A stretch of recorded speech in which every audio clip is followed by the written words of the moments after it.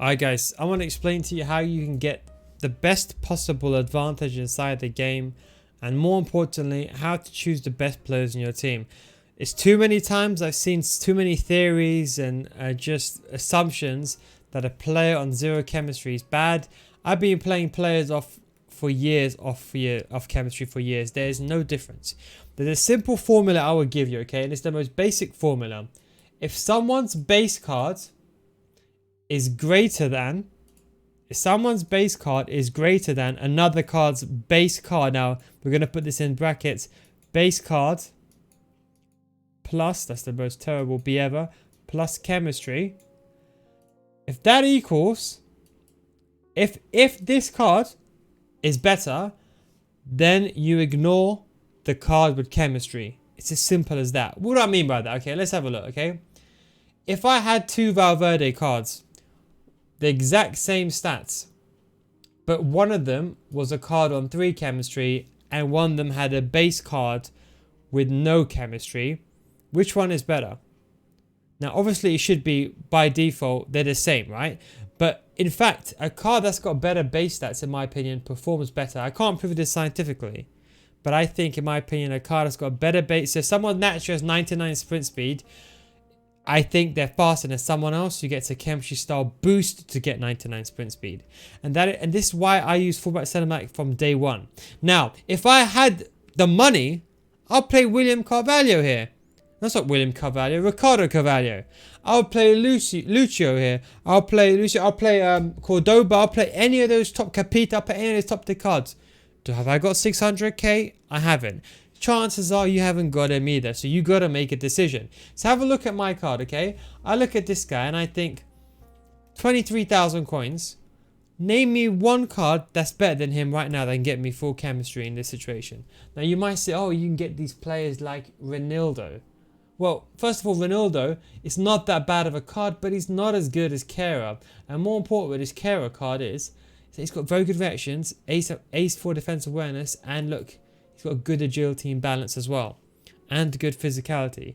So the way I look at these cards is I look at them and say, is there some better? Now, does that say you should ignore chemistry altogether? No.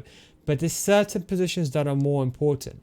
I'll give an example. The whole defensive line, in my opinion, you should try to get them on chemistry. But if you can't, it's not the end of the world. Especially if you're playing a 4-2-3-1, left mids and right mids and left backs and right backs, you can get away with lack of chemistry. But certain cards need chem boost. For example, like here. When I made this team, I needed Neymar to be on 10 chemistry because this guy is my second striker and he needs the boost. He needs +8 for sprint speed and he's +8 for finishing to get his finishing up. His base finishing is poor, 83. Not that poor, but compared to a top tier card. Now, this is the thing people don't understand, okay? Let's say mathematically, yeah? Let's say Neymar had 83 finishing here, right? If I have a +8 on him, yeah, I'll have 91 finishing. If you imagine I have 100 shots inside the game, if you can imagine you would score 83 of them, but now you score 93 of them, it's a no-brainer. That's 10 goals. That's like a 1 out. That's out of every 10 games you're going to get an extra goal, let's say. Of course, it's not an exact science to that. It's actually even worse than that. In my opinion, I would say there's probably a difference between 99 finishing and 97 finishing that's more occurring every single match because how bad finishing is this year. So the most important thing is a top tier striker or your main players in your team. As you can see, the Neymars, the Mbappes, the Papins, the Rodrigos, the front four, or the main striker in my team has to have or tries to have full chemistry. Someone like Mbappe I can get away with, to be honest, because you see he's got 93 finishing. If I have him on 1 chemistry, like you can see, look here, I'm just going to remove Neymar just as an example. Remove Neymar, and I'm also going to remove, let's take over here Papin out. Even on 2 chemistry, you can see he still gets 99 finishing.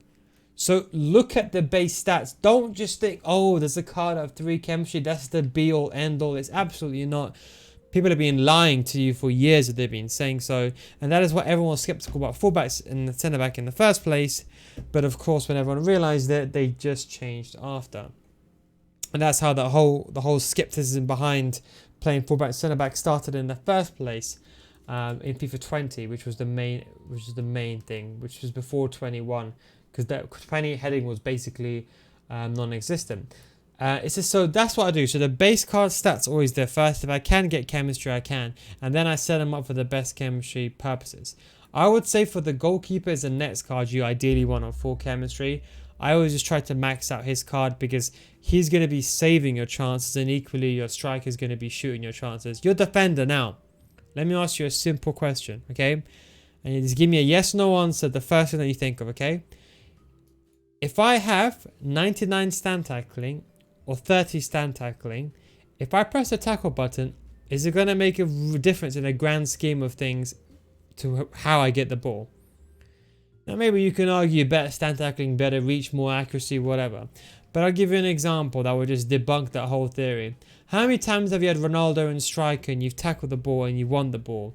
Why? It's because even if you got one stand tackling, if you position yourself right next to the ball and you press the tackle button with, for example, this player over here, you will get the ball regardless of what his stand tackling stat is. Okay? So this stat could be low, as an example. So that is why I don't mind foregoing a defender. You know, there's other important stats on, especially on new gen, things like defense awareness. Yeah, you can argue if you want a defender to be lengthy, you might need a certain combination of stats or whatever. But the defense awareness, if it's good naturally, is very, very good. Same with the sprint speed. Kara and Godfrey have got really, really good stats. You see that? They got really, really good stats. And if I really need to, I can just sub on this guy. See, look, I've got this guy. This guy, look at his stats. Very good left back, right back. If I really need someone that's a bit more native, I can just sub this guy on. Same with Valverde. You can see, for example, like he's got 93 sprint speed. I can push him in. I can put him in centre mid. You know what? I'd rather have this Valverde off chemistry than the goal card on 3 chemistry. And the reason why is someone like, again, Tecatito, I need a chemistry boost. So that is why I forego the Valverde to have chemistry, because I'd rather Tecatito have the sprint speed boost because he's going to be playing in more pivotal positions. Does that make sense? So, and as I said, it goes back to the same thing. We know how bad finishing is this year. If you had 30 finishing and 90 finishing, there's a massive difference. If you had 80 finishing and 90 finishing, there's a big difference. So can you imagine the difference between 99 and 90? There's definitely a difference there. I can guarantee you, if you have 3 shots in a game, if you have 99 finishing compared to 90, I can guarantee you it'll make a big difference out of the game. So the attackers or the main guys, they get the best chemistry. Then everyone else goes second. And then inside the game, I just change formation. Like you can see, for example, like here I play a 4-2-3-1, for example. I got Neymar, he's on 4 chemistry. And then I got Donnarumma on 4 chemistry. I got Neymar on 10 chemistry. I got Rodrigo on 10 chemistry. I got Pepe on 10 chemistry. Then what I do, for example, here is I have Vieira. He's basically on 4 chemistry. Vasquez is on 2. Tecatito's on 2. Godfrey's on 0, 0, 0. But those cards are naturally good, so that's why I don't worry about them too much. Now, am I saying that you should go all out and do it how I do? No, I think I go maybe a bit too much to the extent. And to be honest, if the chances are, if you do believe in DDA or scripting, and in my opinion, it doesn't exist, but there's no point trying to explain that because people won't understand the game is broken. But let's just say you want to believe what you want to believe. I don't know, whatever you want to do, that's completely up to you. Then obviously don't do this because you're going to say, oh, that's the reason why I lost. So you got to take this into account in the broad spectrum, but don't be naive enough. If you have someone like Eusebio, I know you can obviously, let's say Eusebio, I'd rather have Eusebio on 10 chemistry, Eusebio on 0 chemistry, than have, for example, Cristiano Ronaldo on 3 chemistry. But I can guarantee you a lot of the community would rather have that.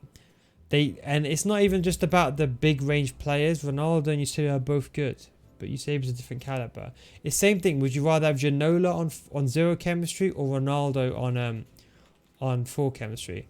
Maybe that one you can argue is a bit different because Ronaldo's finishing is a bit more natively better. And that is when you say, okay, if Ronaldo's finishing is better than Ginola's, can I get a hunter to bring up Ronaldo's agility and balance up to those stats?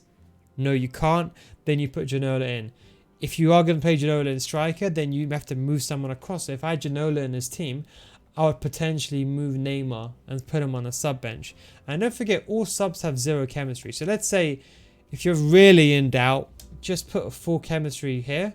All the normal cards, the native cards. Let's say you're paranoid about total chemistry and you don't want to believe me, that's fine. And then just sub the players on. That's something else that you could do. And that is why I have these players like Frankowski, very, very good base stats. We have Lorente there normally. And we've got Nagatomo, one of the best centre mids inside the game. Very, very good base stats. Good agility and balance, good sprint speed. But anyway, guys, I don't want to play this guy left back and right back. But anyways, I hope you enjoyed this video. Thank you very much for watching. This gives you just a brief understanding of how to get the best out of your players, how to choose the best players for your team. And as I said, believe me, if I had 1 million coins for every centre back, I would put Lucio here. And I would put, for example, Capita, any of those guys in the team. But I don't have that coins, so I can only make do what I can. I'd rather have a 2 million coin striker and a 500k team than a 2 million coin centre back. That's not going to make a difference in the grand scheme compared to 50k centre back if the timing is correct. Anyway, thanks for watching. Take it easy, of course. Catch you next time. Peace out. Don't forget, you want to get better FIFA, you can come to my Patreon. So it's patreon.com/no guys. Link is down below in the description. Don't get better for 1 month. I'll refund your money. Thanks for watching, and I'll catch you next time.